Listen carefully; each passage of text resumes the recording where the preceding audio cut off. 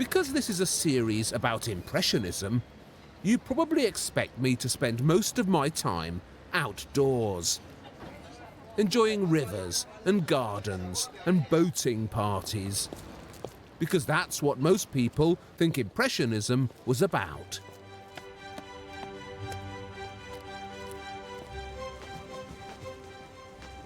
Some of it was, of course, and we certainly saw a lot of sunny days in the last film, the one about the Impressionists outdoors.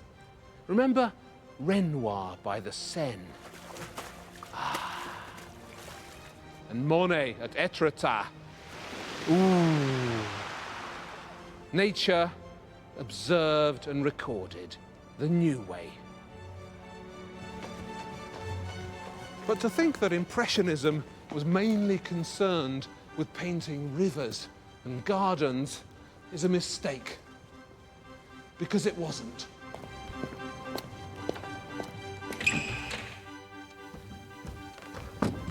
For the Impressionists, staying indoors and watching the people was just as important as going outdoors and watching the landscape.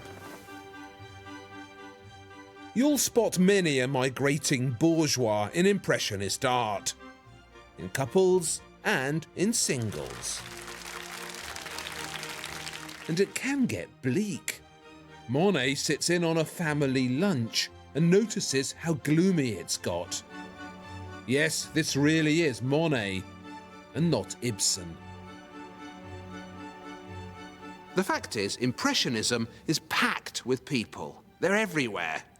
I don't think any society anywhere in art has been watched, categorized, and judged as intensely as the inhabitants of France in Impressionist times. Behind every banquette in every Parisian cafe, there lurked an Impressionist twitcher, spotting the clients. You couldn't hide from them in the bedroom either, because they were under the bed, watching you get dressed. The Impressionists witnessed the theatre of life unfolding before them with unprecedented keenness. And, like all the great portraitists in history, they weren't just interested in how people looked. They were fascinated by their inner lives as well.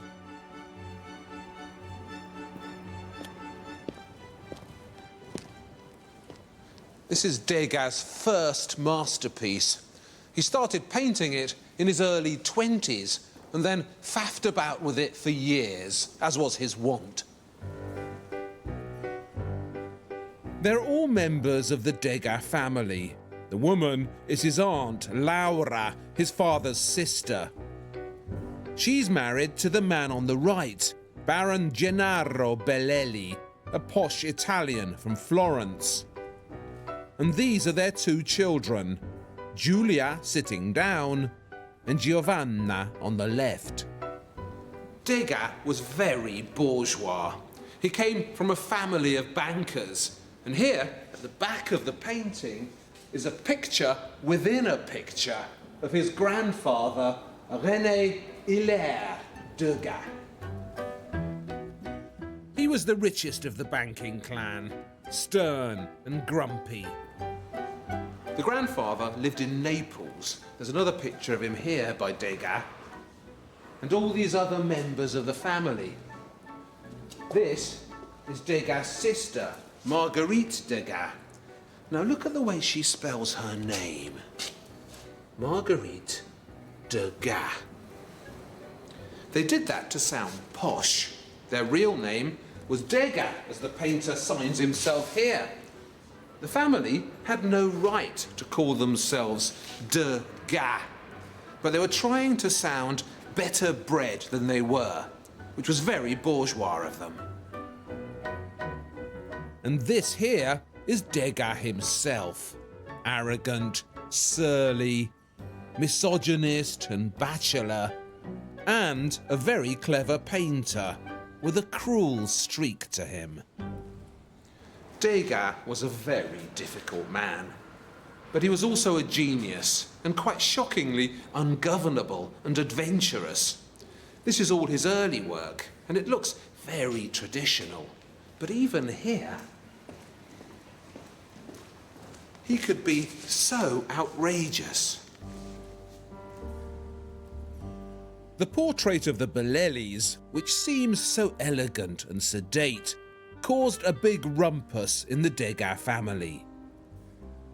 Laura here, Degas' Italian aunt, whom he probably had a thing for, detested her husband, Baron Gennaro. They were deeply unhappy. She's actually pregnant in this picture with their third child, but look how unjoyous she seems, and how far away from him she stands. This is a painting that goes deeply, cruelly almost, into the realms of personal psychology and feminine unhappiness.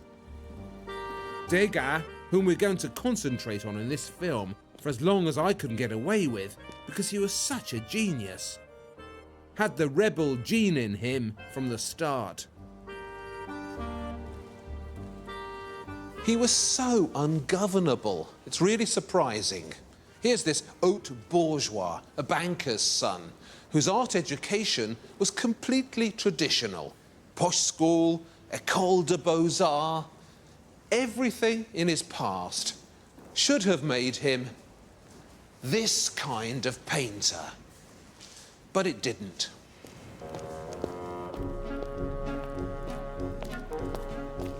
It made him this. And this. And this. Something went very wrong in grand bourgeois genetics when it produced Degas. Something glorious and colourful, blurry and intoxicating. It's a dynamic and inventive mutation. And there's not much in the story of civilization we should thank the banking world for. But we do need to thank them for this.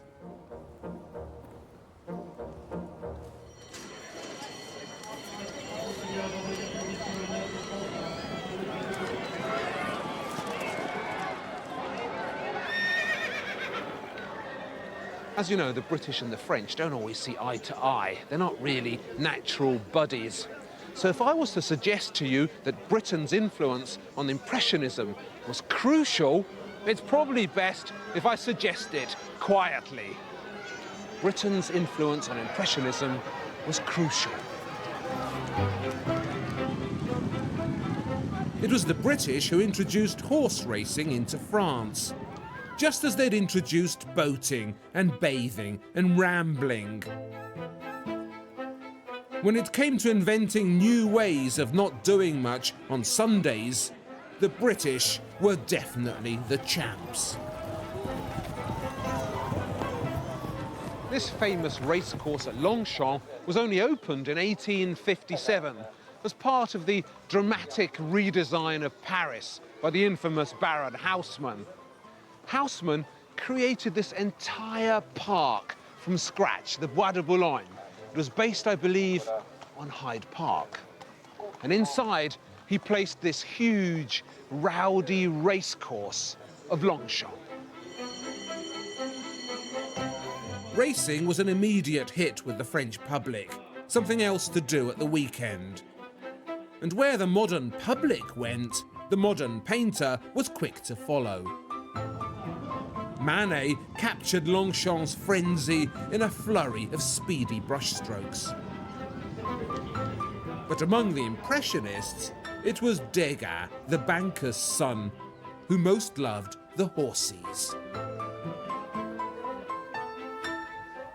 Degas was looking for new modern subjects to paint, and he couldn't really miss Longchamp.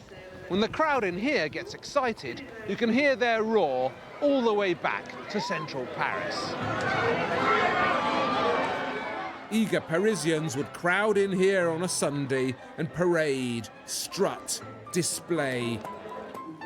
Degas, though, was more interested in the jockeys than the punters. The drama of their colours against the landscape. their sudden loomings above you. Now, at exactly this time, another influential Englishman, the photographer Edward Muybridge, was also investigating horses. Muybridge was trying to solve the ancient mystery of a galloping horse. How exactly does it move? Why, when artists painted it in the past, did it always look so wrong?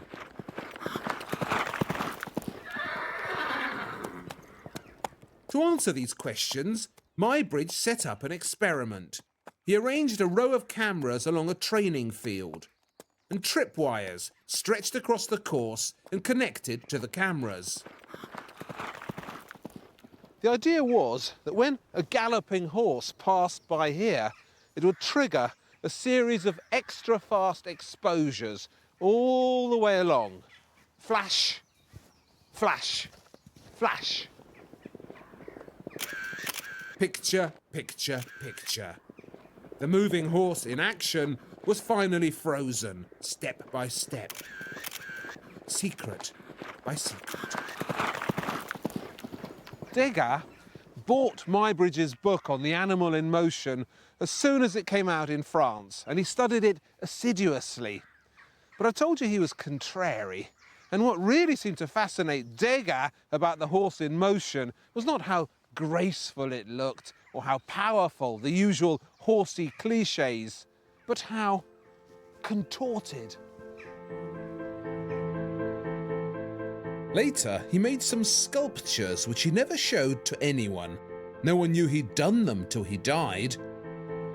And according to Degas' private sculptures, the true secret of the horse's movement is that it's awkward, strained and sinewy, not at all graceful.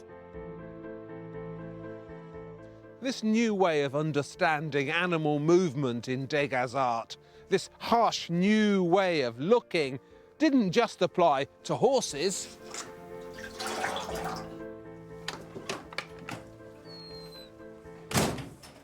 It applied to people too, particularly women.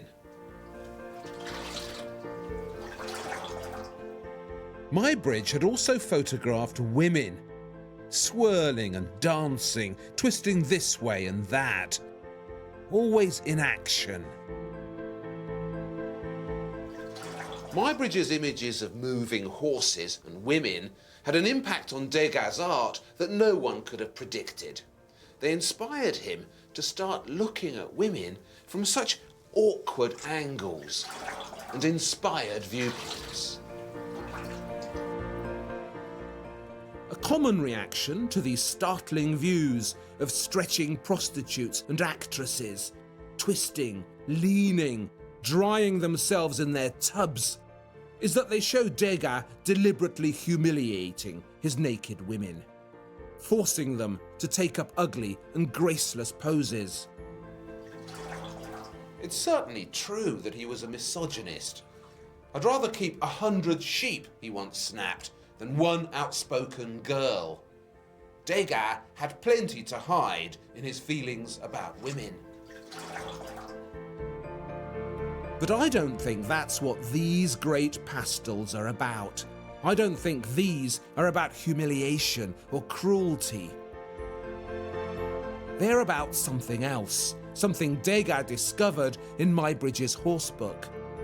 They're about true movement, about awkward twisting and ungainly leaning, the human body in motion brilliantly observed through the keyhole, when it thinks no one is looking.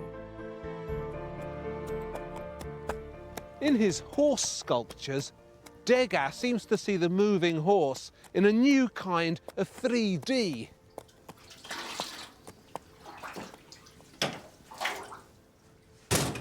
And in his ravishing pastels of bathing prostitutes and stretching actresses, he looks down at the girls from extravagant 3D viewpoints that art had never chosen before. This is more than a new chapter in the story of the nude. This is tearing up the old script and starting from scratch. Everyone knows the Impressionists reinvented the landscape, but they should also be credited with reinventing the nude.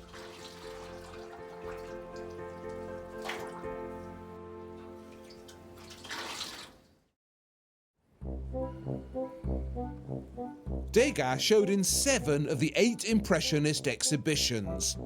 He was surprisingly loyal and dedicated to the cause.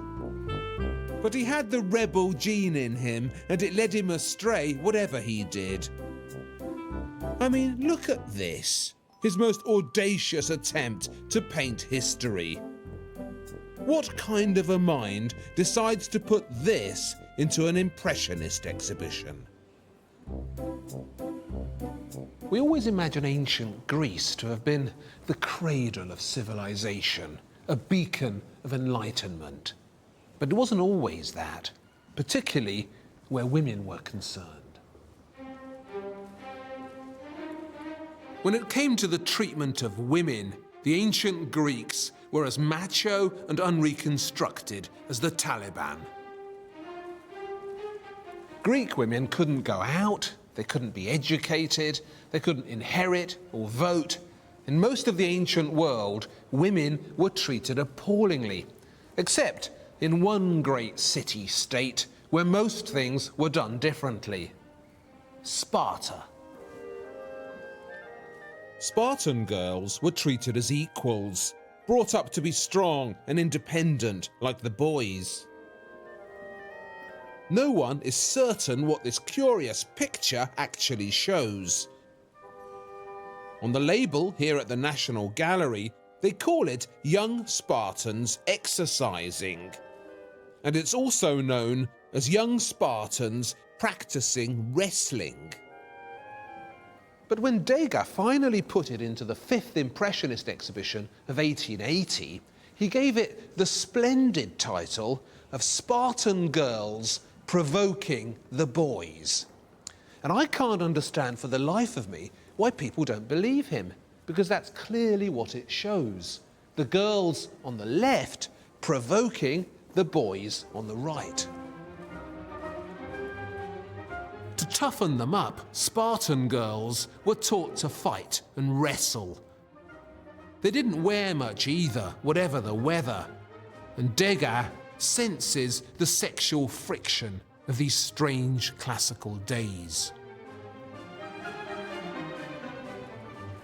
The Spartan girls are taunting the boys, and the boys, like teenage boys everywhere, aren't sure what to do when the girls come on to them. What a brilliant mix of bravado and gaucheness. This boy here, the one on all fours, seems particularly in touch with his animal nature. It's Degas' response, I think, to all the Darwinism that was in the air, these theories of evolution. And this rock here is the rock from which Spartan babies were said to be thrown to their deaths if they were born weak or disabled. But the battle between the boys and the girls isn't the only combat we witness here. There's also a fierce struggle going on between the past and the present. Degas is deliberately taking on one of the most celebrated paintings in the Louvre, a masterpiece from the days of the French Revolution, David's Oath of the Horatii. This is always held up as the ultimate piece of neoclassical propaganda. The heroic Horatii brothers over here are pledging to give their lives to defend Rome.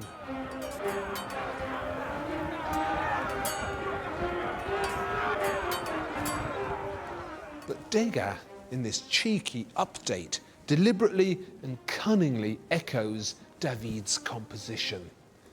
And everybody looking at this would have seen it immediately. And they'd have noticed, too, how Degas' Spartan girls look exactly like the wispy modern girls of Montmartre. so much more contemporary and liberated and alive than David's frozen Romans. In the battle of realities, it's ancient Rome 0, the modern world 1.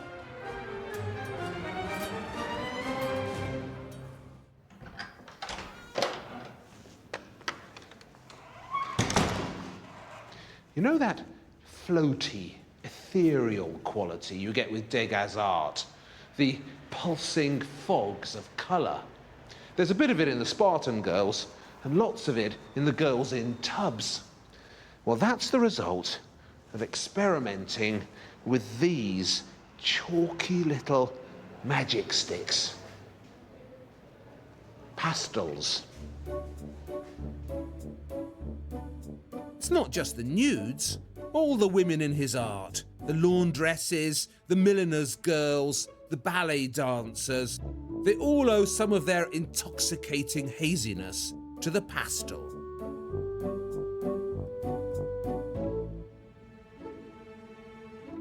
Pastels are rather mysterious. You can achieve gorgeous things with them, particularly when Degas gets his hands on them, but the effects are elusive, dreamy. So I want to find out more about them. I want the facts. So I've come to Degas' pastel shop, La Maison du Pastel. Greeting us so kindly. Still here, still selling pastels, still run by the same family. Now, I'm going to ask you a really silly question, but I'm going to ask it because I thought I knew the answer, but don't really. What exactly are pastels? What makes them specifically these lovely things here? Pastels is essentially pigment. It's pigments to which you add a binder and different types of white powders, clays, to make the different gradations. So you have the pure color, which is the pure pigment, with a little binder. And what makes Rocher Pastels specific is that they have very, very little binder. So you have almost color in its purest form. So this is a beautiful yellow. That's what's the actual color? Is it like cadmium yellow? Or? This is a cadmium yellow. This is cadmium yellow. So to make the gradations, you just add a little bit of white, and it's almost pure pigment. All of that is essentially either color or clay, mixed together in different amounts to make the gradations. Could you show me some of the colours then that Degas liked to use? Sure. The colours that stick in my mind from his work are, of course, blues. The blues, so in the blues you indeed have these types of blues, which you would find in the blue dancers, for example. Oh, those are ultramarines. Oh. See, if I was an artist, I would just put loads of it on, because look at the depth of that colour. It's so exciting.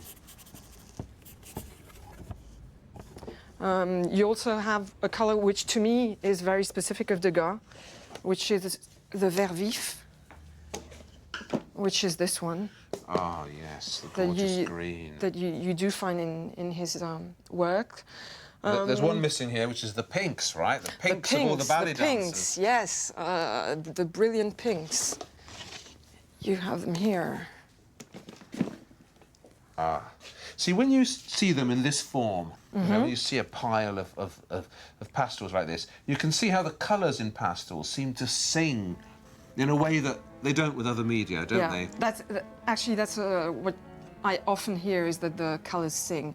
And it's essentially because compared to other types of media, you have the pigment in its purest form. Look at that, you see. That's just pure pigment, isn't it? That's just gorgeous. Look at that. I'm going to try that blue there. That's Degas blue, isn't it? Look at that. It's you should try this one as well. Oh, that has a really specific texture. Oh, it's got this intoxicating quality, hasn't it?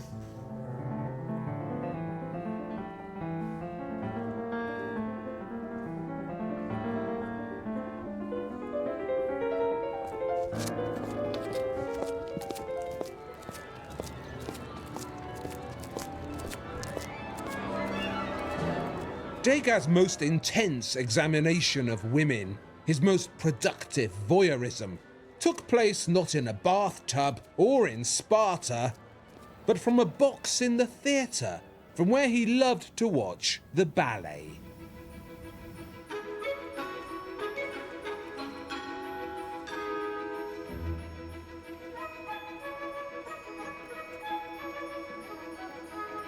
Degas was a regular here at the Paris Opera, the Palais Garnier, which opened in 1875 and quickly became the place to go. It was built chiefly from crystal and mirrors, or so it seemed. There was enough Baroque ornament in here to furnish the Vatican.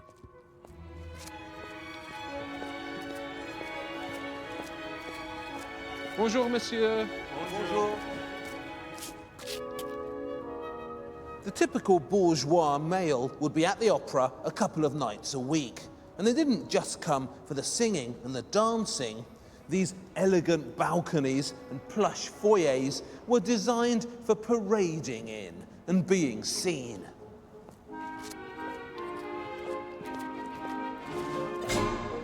Bonjour, monsieur. Bonjour.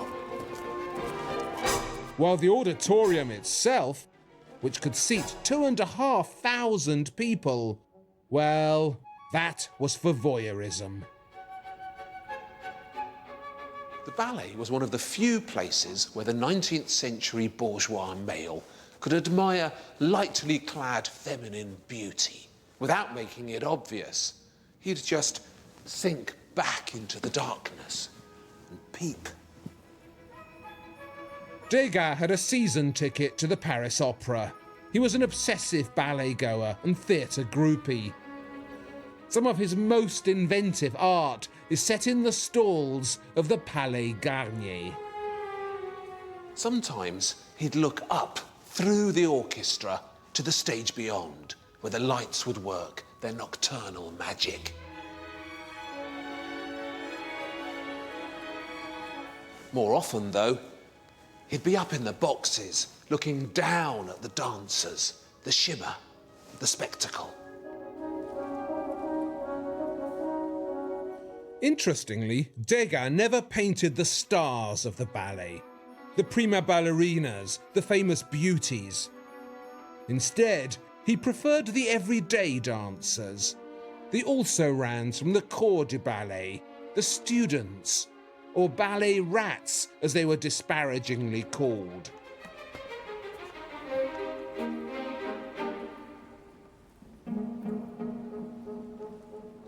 And he didn't just paint them.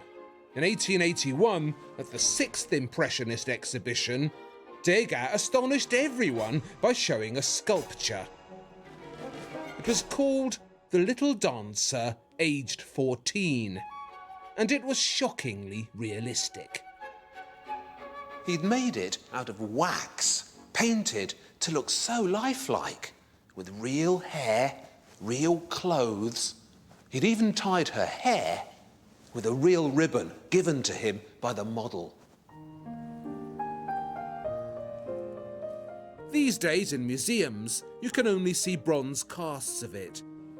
They're very beautiful, but they're not as spooky or as revolutionary or as lifelike as a hand-painted waxwork ballet dancer must have seemed. The model was a typical Parisian rat called Marie van Goethem. She was originally from Belgium, and when Degas began sculpting her, as the title says, she was just 14, a ballet student at the opera. Marie lived around the corner from Degas, literally around the corner. This was her street, the Rue de Douai, and this was his, the Rue Fontaine. Like most of the ballet rats, she came from a poor and disreputable family. Various rumours circulated about her behaviour. She was slovenly, they said. Coarse. Marie would pop round to Degas' studio and pose for him. She had beautiful long hair that she was very proud of, and when she danced, she'd stick out her chin so that her hair fell down her back. You can see her doing that in a couple of his paintings as well. There's Marie with the hair and the chin. Now, this position he forces her into in the sculpture is very difficult and unnatural. He'd pull her hands back as far as they'd go and tell her to stick her chin up even higher. And her feet, were planted weirdly, just so. Now, this isn't a dance position. It's not a practice position. So what is it? The critics reviewing the 6th Impressionist exhibition were baffled too. This opera rat has something of the fetus about her, moaned Elie de Monte in La Civilisation, and one is tempted to enclose her in a jar of alcohol. The Gazette de Beaux-Arts was even nastier about the sculpture. This poor little girl it spat is like an incipient rat who thrusts her little muzzle forward with bestial effrontery. Now there's a startling thought. Was Degas deliberately trying to make his little ballet rat look like a rat? Is the little dancer a cruel Darwinian pun motivated by harsh and disparaging evolutionary views? I hope not, but I can't shake off the suspicion that it might be.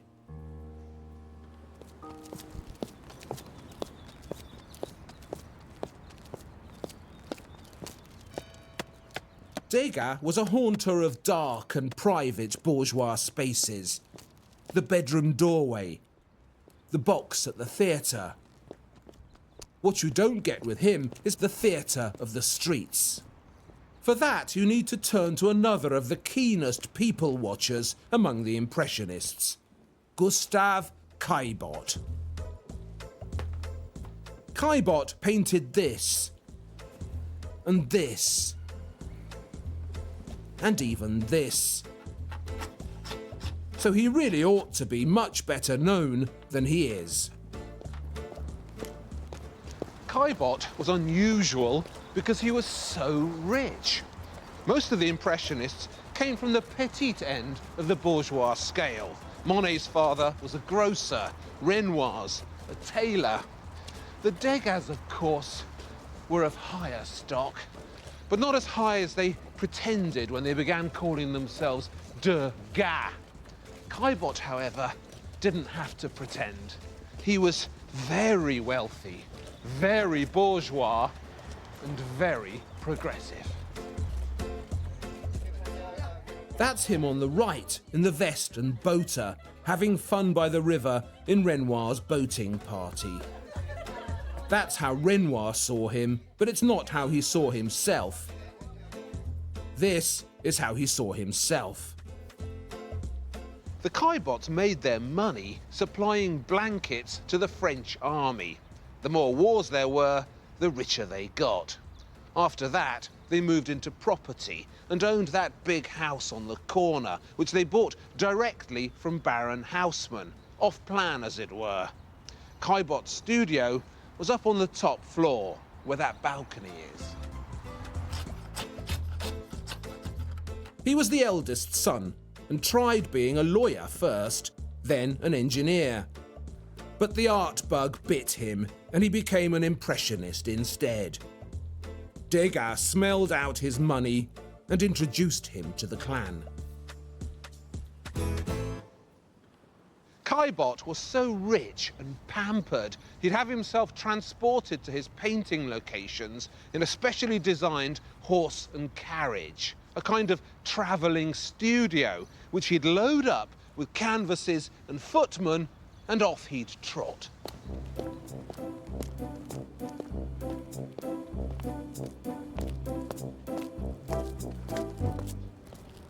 Just a few hundred yards down here, to the Pont de l'Europe, where he painted some of Impressionism's most inventive views of the new city.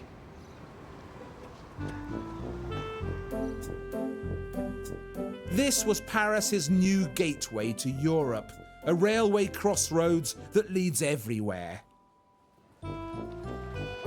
Caillebotte shows the new bourgeoisie strolling across the new bridge, taking in the new possibilities. Over here, a posh chap in a top hat notices a passing woman. She's actually a prostitute, and he's a prospective client. Over here, a thoughtful workman dreams of another life somewhere else.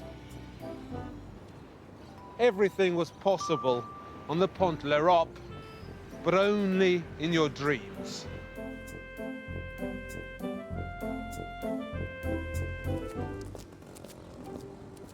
Caillebotte's greatest painting of the area was done just up here in the Place de Dublin, Dublin Square. It's called Rainy Day at the Pont de l'Europe. The new rich stroll around the new Paris in a new spot of rain. And how crisp and clean their city now looks. How open and airy and thrilling. The perspective in that picture is deliberately exaggerated to make it more dramatic. Caillebotte is trying to make Paris look taller, bigger than it really is, so he looks up at it in a wide-angled way. The camera can do something similar. Oh, and if you go down lower, look up at me,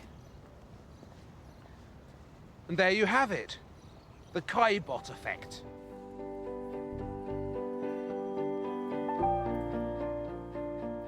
Caillebotte loved unusual viewpoints and deep, dramatic perspectives.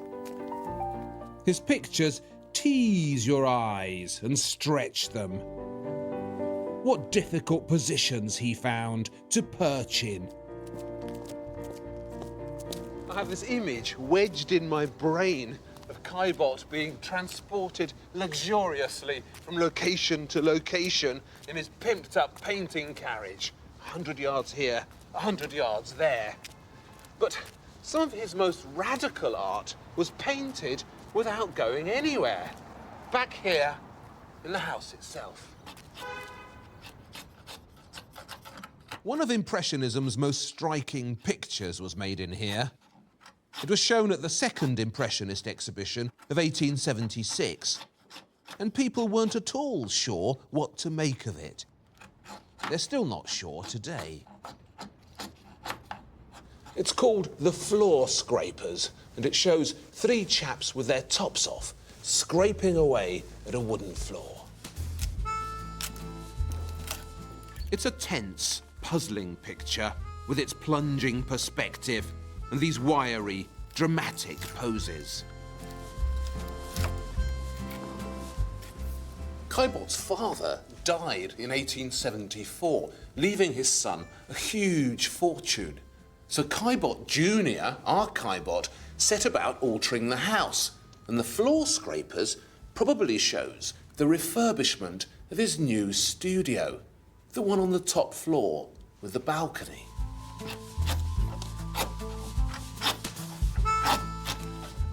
What's actually going on? Well, one of the men is scraping off the old varnish with a cabinet scraper. One of these, a simple tool. This edge here is sharp, and you scrape it across the floor, smoothing it down. The other guy has one of these, a plane. He's planing down the joints between the floorboards, leaving a stripy floor. Now this is just about the first portrayal in art of the urban workman. Artists had shown peasants in the fields before, but not city workers. This was new. However, a couple of things about this picture have always puzzled me. For instance, why do they need to make the floor so stripy? Why don't they just clean the floor in big patches? I found the answer on YouTube, preserved in full shaky YouTube vision. Here's a chap in California preparing a hardwood floor. I emailed the company and asked them, why do you do the floor in stripes? They wrote back that it was to make sure the whole floor was even. If you did it in patches, you might plane down more of the wood over here and less of it over here, so the whole floor would undulate. My other question was even more pressing. Why's the floor being scraped at all? The old varnish looks fine, doesn't it? It's almost new. The floor's in good condition. So why is the varnish being removed? I just couldn't work it out till I asked my wife, who's an artist, and she said if it's his new studio, he'd want the floor to be as light as possible. Studio floors are never dark. Artists always want as much light in there as they can get. This isn't just a painting of the new heroes of modern life, the urban workman throwing off his top and flashing his torso. The floor scrapers has a hidden meaning too.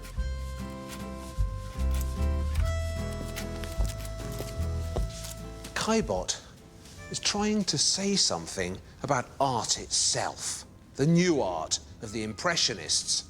The old art was artificial, dark, and covered in thick varnish.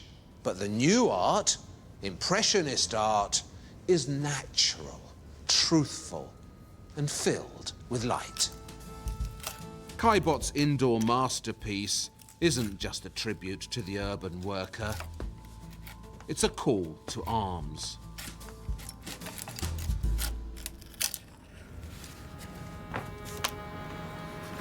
The catalogues for the Impressionist exhibitions. Humble-looking things, aren't they? But don't be fooled by their modesty. These are records of a revolution in behaviour, as well as an artistic revolt. And see here, Mademoiselle Berthe Morisot, a woman. That in itself was rebellious and different, to have a woman in the ranks. You can always tell a Morisot painting, because it'll definitely be the wildest and bravest thing in the room. Just look at her crazy brushstrokes, zigzagging across the canvas like lightning bolts. These flickering, darting paint flashes are some of the bravest markings of the Impressionist revolution. So new, so quick. Unfortunately, Berthe Morisot had a problem. She looked like this. Stunning. She turned men's heads, and when they painted her, as Manet often did, the poor besotted chappies would imagine her to be a dark-eyed femme fatale. And they'd ignore what a serious and instinctive and insightful painter she was.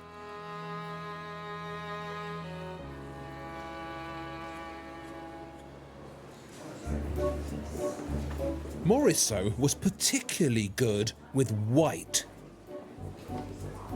Such a difficult colour to dramatise and differentiate.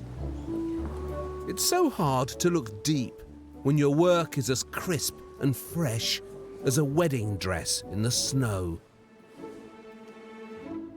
But if anyone imagines Berthe Morisot's work to be docile or domestic or pretty, then I'm afraid you're standing too far away. The best place to look at her art is from about here, about 2 inches away. From this close, the sense of revolution here thwacks you between the eyes.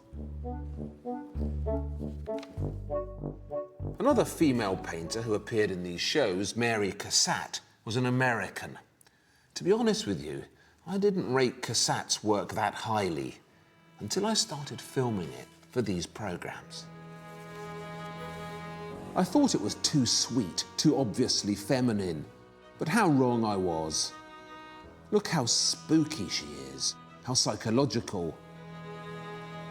That air of emotional blankness which Cassatt captures, that sense you get with her sitters that they're on a faraway journey deep inside themselves. These are insights into the emotional states of women that Virginia Woolf would be proud of.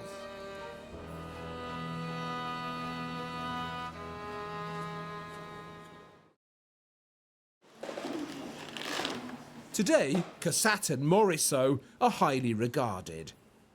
But there was a third woman artist who played an interesting part in Impressionism whom you never hear about, though she too was a revolutionary. Her name was Marie Bracquemond, and she made Impressionist pots. I bet you didn't even know there were any. Finding out about Marie Bracquemond has been tricky. She showed in 3 of the Impressionist exhibitions, but has largely disappeared from the story of art. And that's wrong, because Marie Bracquemond was really good. Her pots are luscious and stirring. She's just having a go at transferring the joie de vivre of the Impressionists from the field to the plate, from the garden to the mantelpiece.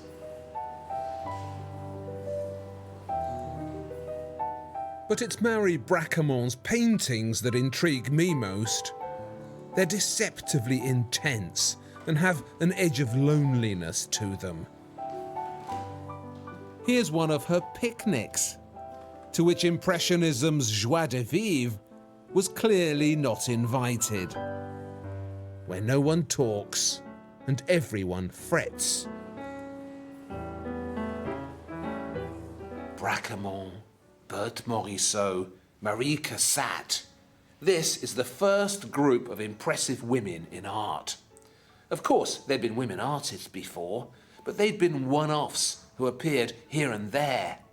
Impressionism was progressive enough to welcome a gang of them at once. An important new voice has arrived in art, with different things to say and different understandings. Some people think Impressionism was shallow, but it never was. Not in the hands of its women.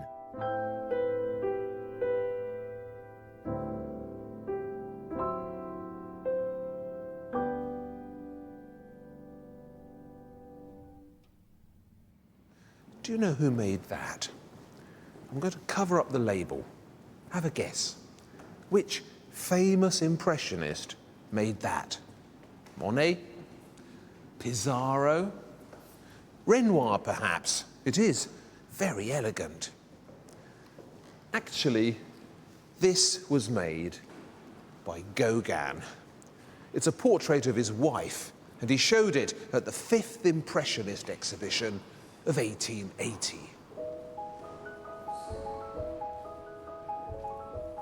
This is probably the first carving that Gauguin ever made. He was one of those annoyingly talented people who could turn their hand to most things. And for the first half of his career, Gauguin turned his hand to Impressionism. People always get Gauguin wrong.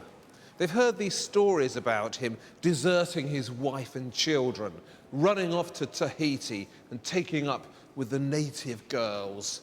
And they forget that Gauguin was already 43 when he left for Tahiti. A big chunk of his career was behind him. And during that big chunk, Gauguin was an Impressionist. He showed in 5 of the 8 Impressionist exhibitions, which is more than Renoir and the same number as Monet. This is his first ever self-portrait, painted on the back of an Impressionist view of Pissarro's garden. Gauguin's Impressionist landscapes are so subtle and modest. Too modest, almost. They're easy to overlook, and you'd hardly know they're by him. But this isn't a film about landscapes. This is a film about people. And Gauguin, the people painter, is a very particular and intimate presence. Loving father, family man, caring portrayer of those he was close to, particularly his wife and his children. Gauguin's paintings of his family are so tender and atmospheric. This one's called The Little One is Dreaming. It's his 4-year-old daughter, Aline, asleep in her cot. Now, I'm a dad too, so I know exactly what he's trying to capture here. The little girl is sleeping, far away in the land of Nod, while her dad looks down at her so protectively. You can almost sense him pulling up her blanket to cover her legs and trying to imagine Aline's dreams. He showed it at the 7th Impressionist exhibition of 1882, and it stood out because it was so atmospheric and personal. No one had ever painted a sleeping child like this before. The floaty wallpaper seems to stand in for the peaceful dream she's having, a beautiful bird dream. But this punch figure here, dangling by her cot, he has something threatening about him. He's a nasty gnome of the night, waiting for his moment. But it doesn't matter, Aline, because your dad's here, and he's watching over you. What tenderness, what warmth, what obvious family love. This marble bust of Gauguin's eldest son, Émile, was shown at the 3rd Impressionist exhibition of 1876. And here's another son, the long-haired Clovis, asleep again next to his dad's favourite tankard.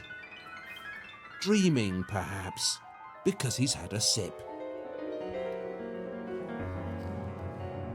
And this is Mette, Gauguin's Danish wife, painted in a gorgeous evening dress she couldn't afford, and which she bought on the Never Never without telling him.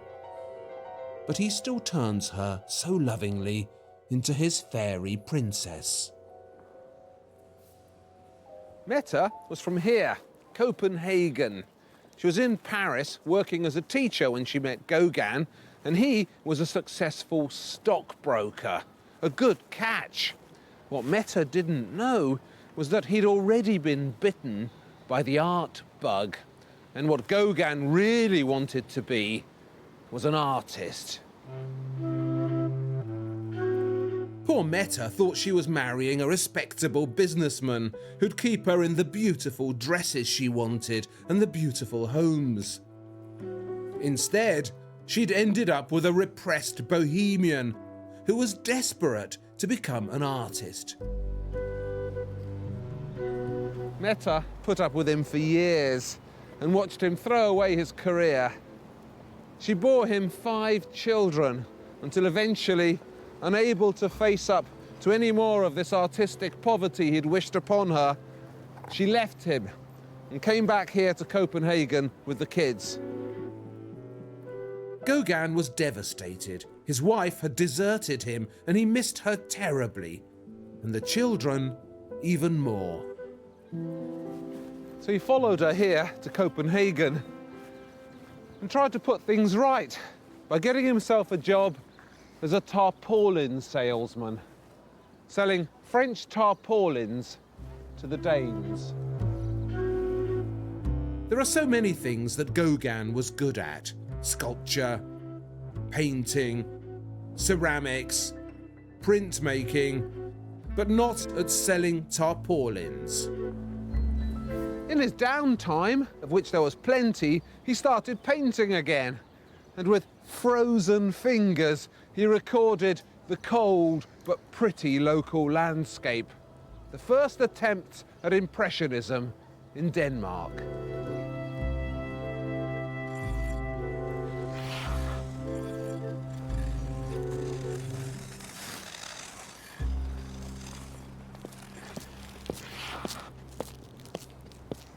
This is the first place they lived, with Mette's mother.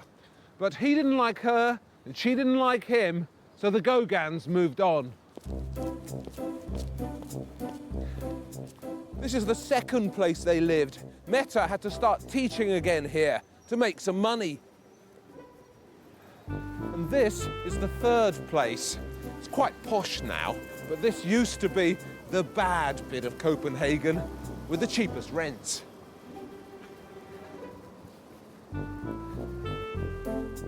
And it was about now, in the grim spring of 1885, that Gauguin painted his first proper self-portrait. A deceptively colourful study in alienation and forlornness.